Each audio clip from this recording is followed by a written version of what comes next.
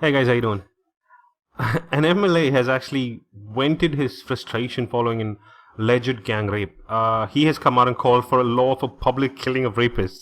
Yeah, sure, let's regress to the days where people were hung in public. He went on to say that rape can happen to anyone, anytime. Well, fucking idiot, so can a lot of things. You could die, get murdered, or robbed tomorrow. It can happen anytime, but not anywhere. There are some places which are safer than others. Not entirely safe, but safer. There hasn't been a single robbery attempt in my house, but that does not mean it will not happen in my lifetime. It's not the safest place, but it is safer than the mean streets of Mumbai at 3 a.m. He goes on to say that 450 minor girls have been raped in the national capital the last year alone. Now, this is what I call misinformation, because first, we've got to look at the rape laws. Consensual sex by two minors can be considered as rape by the boy. Now, it's not the girl that files these cases, but their families when they discover the relationship. I've spoken about this in detail before, and I'm not going to fucking get into it again. And another thing is, these are the actually number of reported cases. The reason I say the reported cases is that rape cases, unless brought to public attention, usually takes years to complete. So if these supposed rapes occurred within the last year, I'm pretty sure their case is reported. He also calls for women to be able to carry arms and given training, and also given the freedom to kill the rapists. I don't know if he thinks all women are angels who fly down from heaven and only speak the truth. I mean, this would result in an increased rate of murder by women and the culprits getting away if they just say that the person was attempting to rape her. Considering the fact that a woman's word is taken as gospel even in the fucking courts, I'd have to say that murder by women will increase, yet arrest and conviction of women would drastically fall. This is similar to the battered woman defense in courts to justify a woman killing her husband, because she's been abused all her life, and even though she has so many support mechanisms around, all she could do was fucking kill the husband. What the fuck? And finally, he throws out this gem, which is of course the feminist whole line. The burden of the crime should always be on the criminal and not the victim. And this guy is supposed to be an MLA, a member of the Legislative Assembly. These are the men who sit in their high seats and decide which laws to actually pass. I mean, we have had an increasing number of people following and repeating this line of thought. I mean, if only they had the brains to think about how detrimental it could be if the proof of burden is actually on the accused. Well, I have to say it's not that different now in courts, because since what women say is considered true in the court of law, the defense had to pick apart the story and provide contradictory evidence to what she says, thereby disproving her statement. Now, this can be technically seen as the proof of burden on the accused, because the man has to prove in court what she said is false instead of the other way around. To put it simply, I could claim that a ball of steel with my name on it is revolving around the earth right now, and because no one can disprove me, my claim is valid. Now, you see how idiotic that is. And of course, it completely takes away the whole idea of innocent until proven guilty, which is a human right. Now, you know what? A person has the right to accuse someone, but here's the deal. With that right comes the responsibility of proving that the accusation is true. Now, is anyone else finding the reoccurring theme all through the feminist ideology? The want of a right, but the lack of willingness to take on the responsibility tied to it. It seems to basically run through the entirety of the feminist movement. The most notable one is, of course, the female suffrage. I'm sure a lot of those who have taken the red pill already know about male suffrage and female suffrage, but I'm going to talk about it anyway.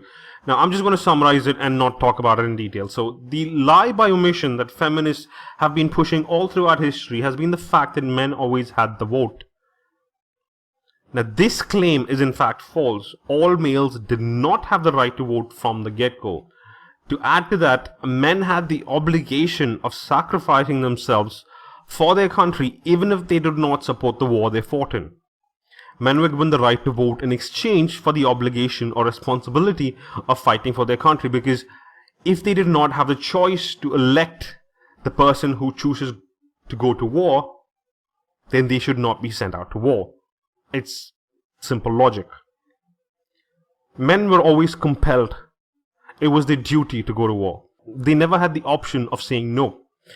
In some cases, the only way a man could avoid conscription was if him going to war would be harmful to his wife and child or children. Women, however, got the right to vote without the reciprocal responsibility of fighting for their country. Now, this is a common theme seen throughout the feminist movement, the right without the added responsibility. Schools teach students about female suffrage but conveniently omit male suffrage. Honestly, I didn't hear about male suffrage, but I'd heard a lot about female suffrage. I didn't hear about male suffrage until I actually started looking into the men's right movement. Now, it is a well-known fact that countless men had to fucking die before men got the right to vote. And I dare you to tell me how many women died for their vote for women. And if people really think that women had no hand in the war and that women were never interested in war in the first place, I would like to bring to your attention the White Feather campaign. Suffragettes would patrol the streets for any male who was of fighting age and shame them by pinning a white feather on their chest.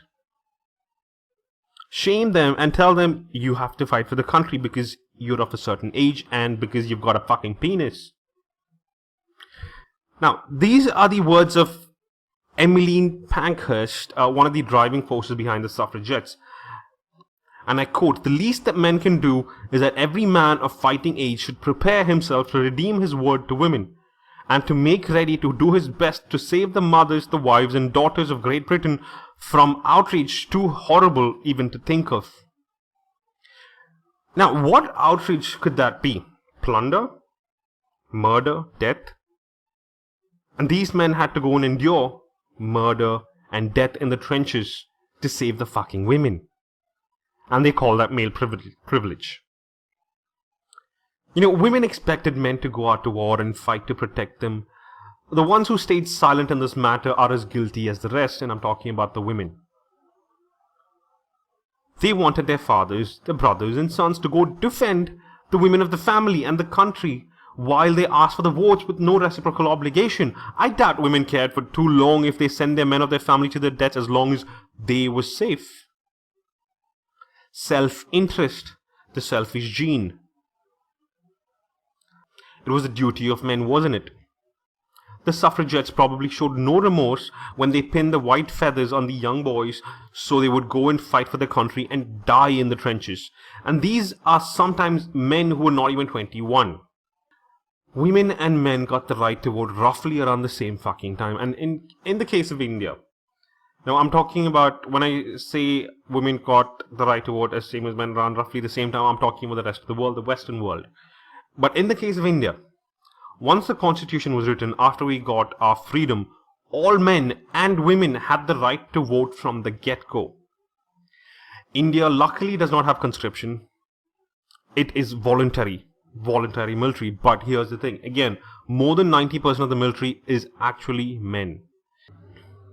And more than 90% of casualties in the military are also men.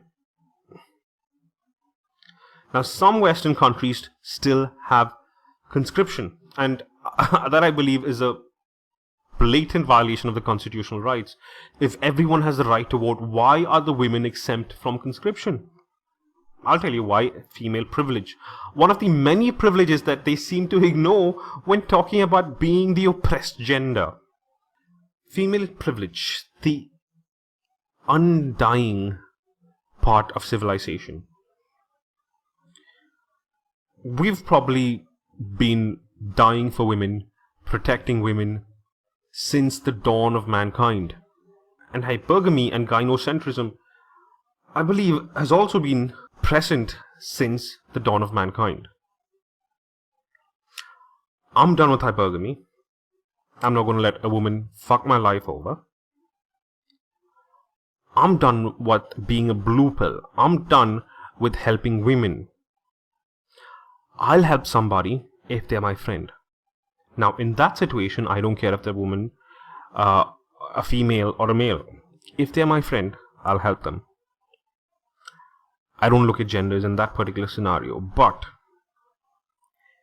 if there's a scenario of a stranger needing help, I'm not going to help them if they're a woman. No way in fucking hell. And possibly I might help them if it's a man. Now, I don't care who picks this up, says that I'm a woman hater. Doesn't change the fact that everybody is out to protect women. Me, I'm just living in my own world. I'm going my own way. And I don't fucking care if any of you have a problem with me going my own way. Because I don't give a shit about what you think. Women will continue to have their female privilege because it will never be challenged. Even if it is challenged like the men are doing now, the men's rights activists are doing now, and they've been doing for the past 20 to 30 years, it will never come up to the mainstream, at least not in our lifetime. If it does happen, and that is a big fucking if it does happen, it's going to be way into the future. The feminist movement is here to stay. No matter how much you say that they're dying out, yes, there are fucking idiotic feminists, coffee shop feminists, dumb fucking women, and some dumb fucking male feminists. But this doesn't change the fact that the core of feminism, or the head of feminism, is a well-oiled machine. No matter how many times feminists disagree on the YouTube comments, it doesn't matter how many times they fight with each other on Twitter. The heads control the mainstream media. The heads control the legal system. And it will continue to be so for, I'm saying, the foreseeable future, because it is human nature. I'm not going to give in to marriage. I'm not going to give in to gynocentrism. I will go my own way. I will choose what path to walk, because I've got one life. And no, I don't believe in the afterlife. I'm going to enjoy my life. I'm going to travel around the world if I can. Burn all the money I've got. Which is not too much, to be honest. But still, I'd rather travel the world, see everything for what it is, see the sights, enjoy my life, rather than get tied down to a woman. So whatever I've said is basically me just ranting. I'm not down, by the way. I know my voice sounds down, but I'm not down. I'm just a little pissed off. I'm just a little upset of seeing how things are going, because it doesn't seem to be getting any better, even with all the fight back against the women's rights movement, even with all the conferences conferences about men's issues. Yes, the people who go to these conferences are already men who've taken the red pill. And men who've been fucked over by the system. These are not men who have any influence in the legal system. These are not men that can change the system. All I've got to say is, you know what? Work. Work properly. Work for yourself. Not for a woman. Work for your retirement. Work so that you can enjoy your life. And yes, I had a comment before about a guy asking me, what are my plans for retirement? Well, to be honest, I've got my own personal plans. I've got two friends. We've been friends for the last 14 or 15 years. And we have decided to settle in one place probably 10 years down the line. Yes, a lot of you might say that's not going to happen, that friends go their own way, and all that kind of shit. A lot of that I hear from my parents. But here's the deal. These are not your normal kind of friends. And these are not girls. These are guys. They fucking keep their word. Like me, they do keep their word. So that is my plan. We are planning to stay together, look after ourselves. And I'm not planning to stay in India. If you're staying in India, it's going to be really difficult to live as a man going in his own way, because you won't have anyone to look after you at your old age.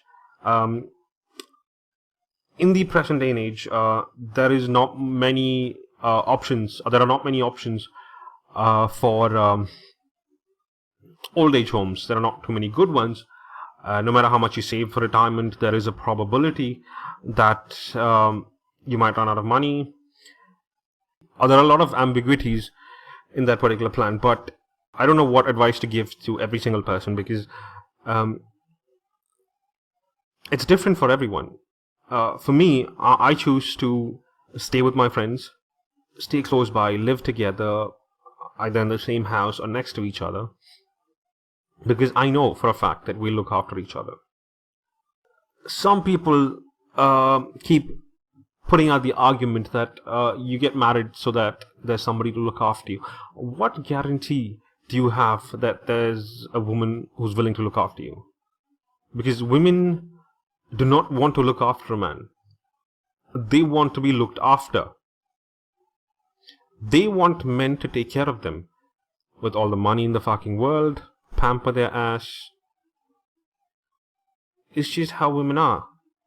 The only reason they reciprocate with some sort of care is so they can keep the resources coming from you. Anyway, I think that's about it for today, guys. Till next time. Cheers. Thanks for listening.